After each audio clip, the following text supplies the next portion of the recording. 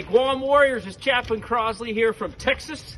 And take my helmet off there. I just want to give you guys a 2-minute sermon. I know we have a virtual drill this weekend, but I want to leave you guys with this. This is from the life of Samson. So he's in the Old Testament, and he's a great guy to read about because he's awesome. He's a warrior. At one point, he kills 1,000 dudes with a jawbone of a donkey. Just a warrior. But at other times, he's very much like you and I because he messes up. And he was what we call a Nazarite, which means from even when he was in the womb of his mother, God had a call in his life. And he was not supposed, a Nazarite wasn't supposed to drink alcohol, wasn't even supposed to touch their lips to be a true Nazarite. They weren't supposed to cut their hair, so he had a long ponytail going or whatever.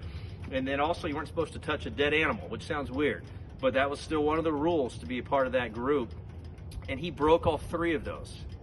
And he also had a weakness for women, which caused him a lot of issues. And so here's a guy, Samson, who was the last judge for the nation of Israel, that because of his inattention to detail and then his weakness for women in his case, led him to not fulfill the purpose that God had in his life.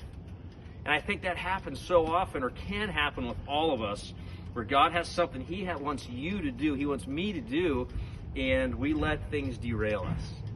And so at the end of his life, he says this. So he already kind of was on the roller coaster of his own journey. He's bound up and by the bad guys, the Philistines in his case.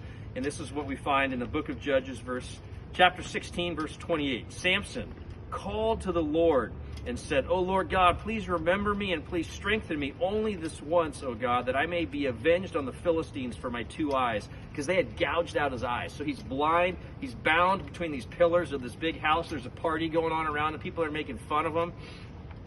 And Samson grasped the 2 middle pillars on which the house rested. He leaned his weight against them, his right hand on one, his left on the other. And Samson said, "Let me die with the Philistines."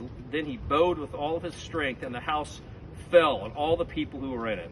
So the dead whom he killed at his death were more than all of the people he had killed during his life. So the final lesson again is this: don't let the little things, don't let the big distractions keep you from the mission God has for you and the unique calling on your own life. I look forward to seeing you guys.